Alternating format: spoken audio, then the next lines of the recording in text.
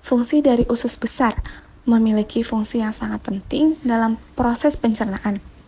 Organ satu ini menyerap air, mineral, dan beberapa nutrisi yang tersisa dari makanan yang masuk ke tubuh, serta menjaga populasi dari 500 spesies bakteri yang bekerjanya di dalam membuat antibodi dan mencegah terjadinya infeksi.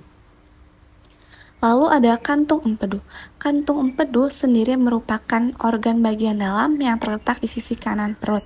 Tepat berada di bawah hati empedu merupakan cairan berwarna kuning, kehijauan yang diproduksi oleh hati dan disimpan di kantong empedu.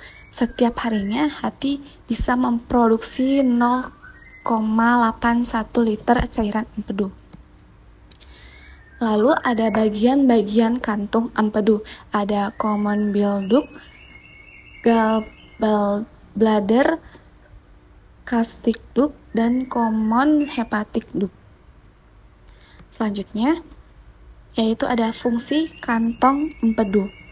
Membantu kerja enzim, pencernaan, pengencer lemak, membantu fungsi enzim lipase, mengeluarkan racun dalam tubuh, dan melindungi tubuh dari bakteri dan mengatur metabolisme nutrisi di hati dan merangsang gerakan peristaltik di usus.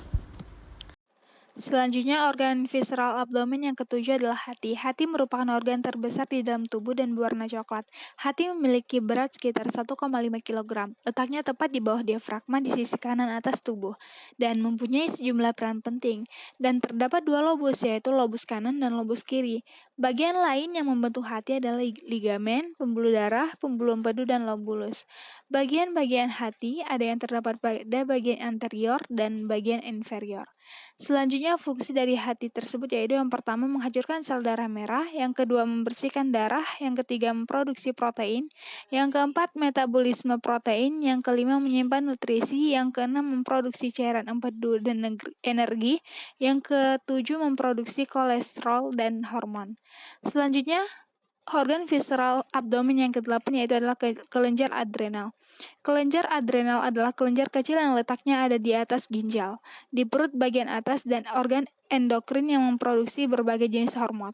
Kelenjar adrenal terdiri dari dua bagian, yaitu korteks adrenal, yaitu bagian luar, dan medula adrenal bagian dalam. Bagian-bagian dari kelenjar adrenal yang terdapat ureter, aorta, vena cava. Selanjutnya, fungsi dari kelenjar adrenal adalah mengatur metabolisme, lemak, protein, dan karbohidrat, dan membantu tubuh mengatasi stres fisik dan mental. Selanjutnya, organ visceral abdomen yang ke-9 itu adalah ginjal. Ginjal adalah organ ekskresi dalam vertebrata yang berperan dalam menyaring darah untuk mengeluarkan produk limbah yang dihasilkan oleh metabolisme, seperti urea dan asam urat ke dalam urin. Bagian-bagian dari ginjal terdapat korteks, medula, papila, piramid, kolum, fibros, kapsula, major calyx, minor calyx, ureter. Selanjutnya, fungsi dari ginjal tersebut yang pertama menyaring dan membuang limbah. Ginjal menyaring limbah dan zat-zat berbahaya dari darah untuk dikeluarkan melalui urin. Yang kedua, mengatur keseimbangan air. Ginjal membantu mengatur keseimbangan cairan dalam tubuh dengan mengontrol volume dan komposisi urin. Yang ketiga, mengatur tekanan darah. Ginjal berperan dalam mengatur tekanan darah dengan mengontrol kadar air dan garam dalam tubuh. Yang keempat, memproduksi sel darah merah. Ginjal memproduksi hormon yang merangsang sumsum tulang untuk memproduksi sel darah merah. Organ visceral abdomen yang terakhir adalah limpa. Limpa adalah organ terbesar dari sistem limfatik. Organ yang berwarna merah, keunguan, dan terletak di dalam rongga perut sebelah kiri atas, tepatnya di belakang lambung. Limpa memiliki ukuran sebesar kepala tangan orang dewasa dengan panjang sekitar 11 cm dan berat kurang lebih 150 gram, namun ukuran dan berat limpa bisa bervariasi pada tiap orang. Bagian-bagian limpa. Fungsi. Salah satu fungsi limpa adalah menyaring sel darah merah yang tidak dapat berfungsi dengan baik atau sudah rusak di dalam organ ini. Sel darah merah yang sehat akan dilepaskan dan dialirkan kembali ke seluruh tubuh, sedangkan sel darah yang sudah tua atau rusak akan disaring dan dihancurkan untuk dibuang dari tubuh. Lanjut, organ visceral reproduksi. Yang pertama ada reproduksi wanita dan yang kedua ada reproduksi pria. Yang pertama, reproduksi wanita. Sistem reproduksi wanita terdiri dari organ dalam dan luar. Ini menciptakan hormon dan bertanggung jawab atas kesuburan, menstruasi, dan aktivitas seksual. Bagian-bagian reproduksi wanita, bagian dalam. Yang pertama ada ovarium, fallopian tube, uterus, bladder, uretra, cervix, rectum, uretra, klitoris, labia major, labia minor, hymen, vagina.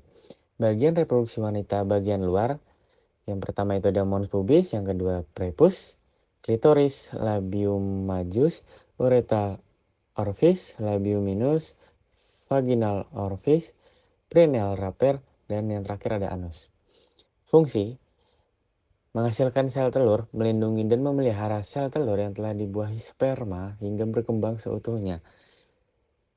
Dan yang terakhir melakukan hubungan seksual. Yang kedua ini ada reproduksi pria. Organ reproduksi laki-laki terdiri dari bagian eksternal dan internal. Sistem reproduksi pria adalah sistem biologis yang terdiri dari organ dan jaringan yang digunakan reproduksi atau berkembang biak pada pria. Bagian-bagian reproduksi pria bagian luar yaitu ada epididymis, testis, dan skrotum.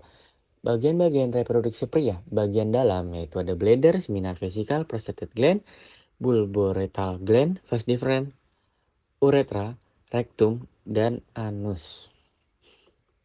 Fungsinya memproduksi, memelihara, dan mengangkut sperma, sel reproduksi pria, dan semen cairan pelindung di sekitar sperma.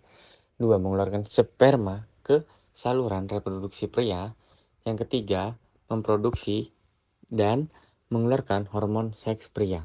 Kesimpulannya, organ visceral pada torakal dilindungi oleh dinding toraks, sementara pada abdomen dan pelvis secara umum lebih terpapar sehingga lebih mengandalkan perlindungan dari lapisan otot.